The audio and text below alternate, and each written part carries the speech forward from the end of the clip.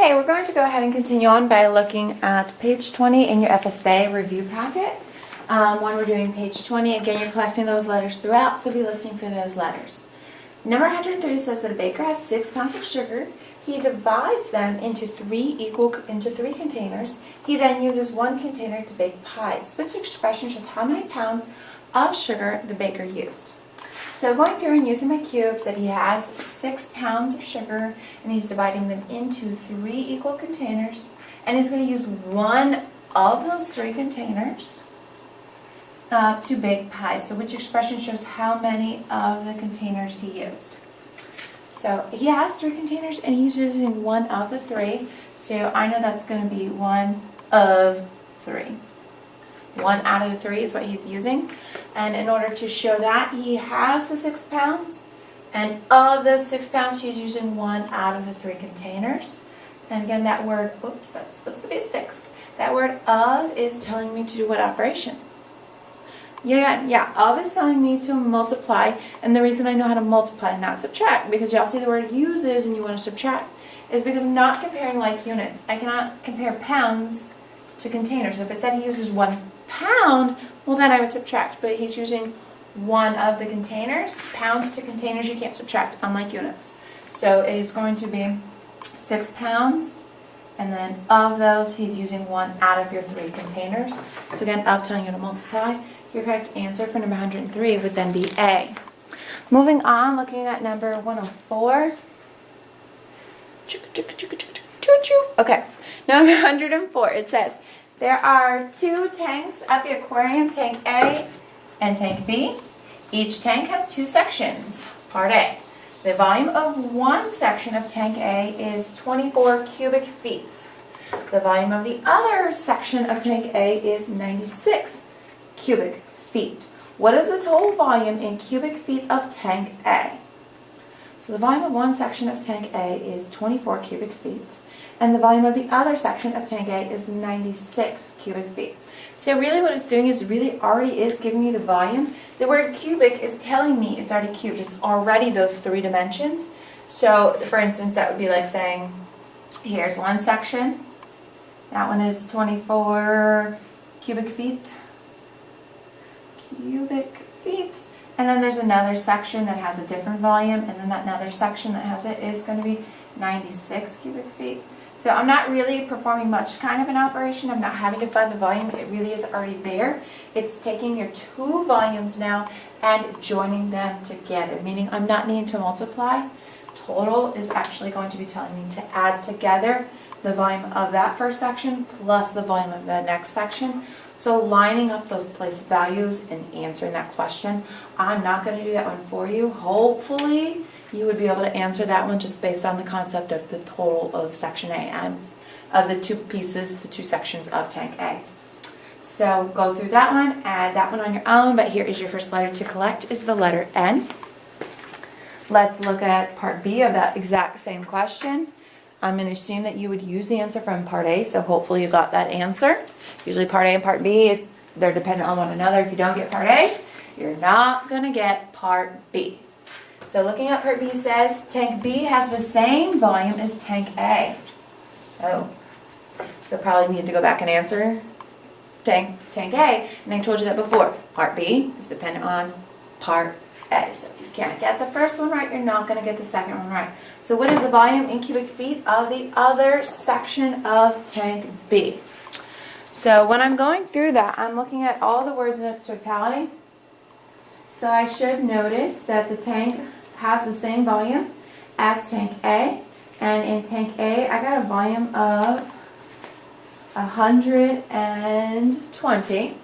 Again, I just added those 2 volumes together. So in part B, again, it's saying that the volume of one section of tank B is 45, and I'm needing to find the other section. So when I'm going through and using that cubes, again, knowing that it has the same volume as tank A, which was 100, what did we get, 120? Was 120. And I know that this one also has 2 sections, and it's saying that the one section is 45, and I need to find the other section So how am I going to find the other section? I know that one section is 45. It has to have the same volume of 120. So finding the other section, I'm going to actually be using subtraction. And it's really simple. I'm not even having to really do volume. This is hardly a volume question. This really is just think, connect, addition, subtraction, not really super high order. It's taking the time to use your logic and make sense of the problem and reason through it.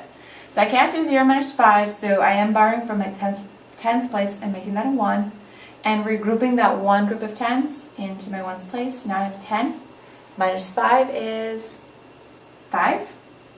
I can't do 1 minus 4, but I could hopefully realize that I have 11, in fact, minus 4. But if not, go ahead and go over and borrow. That becomes a 0, and now my 1 becomes 11. Again, 11 minus 4 is 7. So the other section of the tank is 75 cubic feet. Your next letter to collect is an O, so join that with the previous letter. Moving on to the next column, looking at number 105. When I look at number 105, I know that Nicole is making 1,000 bows for people who donate to the library book sale. Oh, you go, Nicole, you rock. Time to go. Just kidding. It's a non-school day. Why is the bell ringing?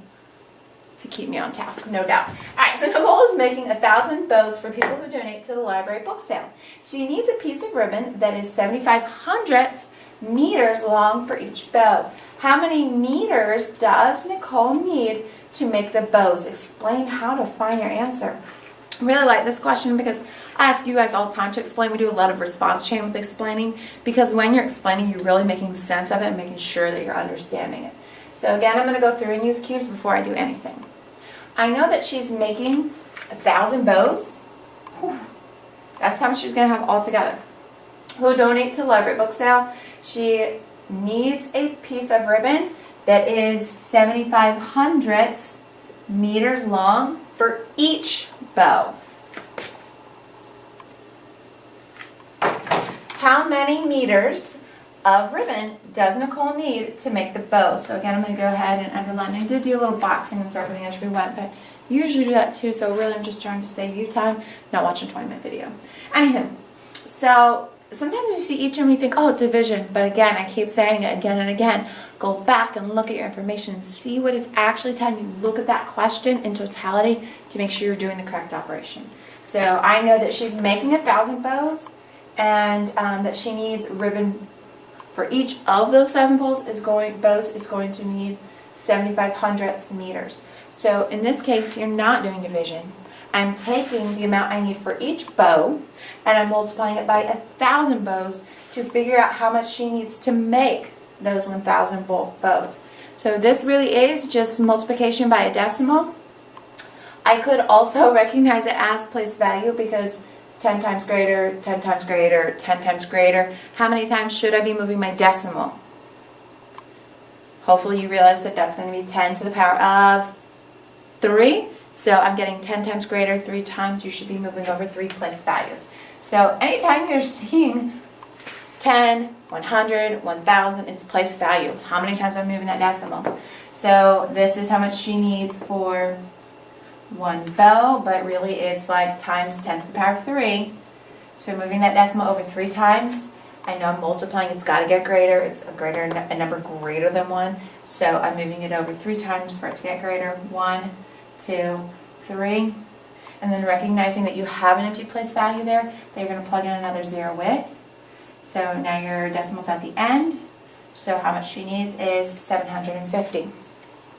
However, I recognize that not all of our friends are going to recognize this as place value. And we're going to have those friends who are going to take all that time to do 1,000 times 0.75. And that's fine. You will get the same answer, but we're going to work through it just like you would end up working through it if you did not take the time to realize that's place value. So before I even solve my answer, I know that I'm going to end up placing a decimal at the end. So when I place this decimal, this is already a whole number. There's no decimal. So that would be 10 to the power of 0. And this is 2 place values, so if I wanted to multiply it like a whole number, it would be 10 to the power of 2. So when I get to the end with my answer, I need to now be dividing it by 10 to the power of 2 to place my decimal. Divide. Alright. So go ahead and multiply it like you normally do. 5 times 5 is 0, 5 times 5 is 0, 5 times 5 is 0, 5 times 1 is 5. Woo! A lot of work. Waste of time.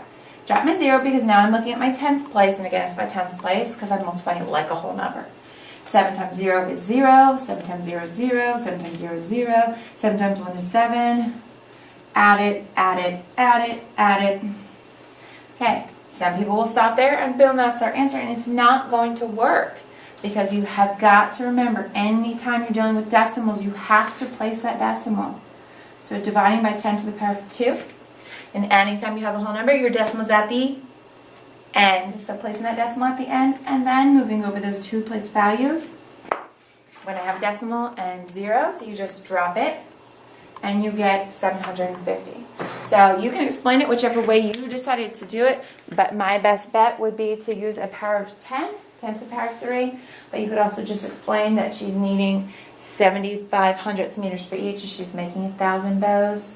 That would be an easy answer as well. Moving on to number 106. Man, we are just chugging right along with this packet. All right, 106. Choose 3 statements that correctly describe the coordinate system. I like how it said 3 because as we've been discussing on FSA, sometimes it actually does tell us how many, sometimes it says select all. So in this case, I know that I need exactly 3. I don't need 2, I don't need 4. It gives me an exact number, so I need to make sure that I have exactly how many it says. So choose the 3 statements that correctly describe the coordinate system. So let's see. The x and y intersect at 10. Let me visualize that. Intersect means joining together, right? So joining together. Is this part where they're intersecting, where they're crossing? Is that at 10? No, because we never start numbering at 10. We start numbering at what number? Right? We start at 0. We'd go 0, 1, 2, 3, and so on. So certainly they do not intersect at 10. And that was actually one of our test questions when we covered that unit in January. Okay, B, the x and y intersect at the origin. Origin, what does that word mean? Let me go back to my vocabulary. Oh, origin is the point where it's 0, 0, where the x and y intersect. So B is correct as well. I think I need to give you another letter. Next letter is O. Let's look at C. The x and y are parallel number lines. What does parallel mean? A lot of vocab in this question. Well, let's see. This formula has told me parallel. You have a double L in parallel. That means they're running side by side. This x and y do not run side by side. They're not side by side. They're not parallel. It's not 2 lines that never meet. So not C. When I look at D, it says the x-axis and y-axis are perpendicular number lines. Perpendicular is going to mean that they do cross, and they're going to cross at exactly 90 degrees. And this doesn't look like 90 degrees, so there you go. So in this case, yes, they are perpendicular. They do intersect at exactly 90 degrees, whereas parallel lines never meet. Looking at letter E, the x and y coordinates are used to locate 2 points on the coordinate plane. And yes, that's absolutely. We've talked about coordinate planes can be used when you're talking about a location on a map. They call that your latitude and your longitude. In class, we've made maps or seen maps that are used to locate places on a coordinate plane. I didn't mark the answers in case people aren't really listening and they're just going through and looking at what I said. Now they actually have to go back through and digest that. So it was completely intentional. Look at number 107, the last one on this page. Mike has a 9-foot long board. He needs to cut it into 12 equal parts. How many feet long should each section be? And again, I'm going to go through and use my cubes because that's always the expectation. So Mike has 9-foot long board. He needs to cut it into 12 equal parts. How many feet long should the section be? So let's see, cut. Cut kind of tells me an operation, I think. Into 12 equal parts. How much will each section be? So let me go back and actually look at that and evaluate it so I can come up with that expression. So he needs a 9-foot long board and he's cutting it. What is he doing when he's cutting it? Oh, he's dividing it, right? He's dividing it up into equal parts. So I'm taking the 9 feet of board and I'm dividing it into 12 equal parts. So again, anytime we're doing division does not mean the bigger number is coming first. It's what is being cut up or divided or shared by how many shares. So he is cutting up, he's dividing, this is how much he has to share. He has 9 feet to share, and he's sharing it into 12 equal parts. So 9 divided by 12. What we should recognize is that 9 divided by 12 can also be rewritten using a fraction. It's the same thing as saying 9 divided by 12. 9 twelfths. Now I want you to take it the next step further, and again, I'm not going to write it. I want you to realize what is 9 twelfths in terms of an equivalent fraction. How could I turn 9 twelfths into equivalent fraction? What could they both be divided by? 9 and 12 share a common factor of 3, so you could divide your numerator by 3, and your denominator by 3, and you'll get 3/4. So your answer for that one is 3/4, and your last letter for that video is W.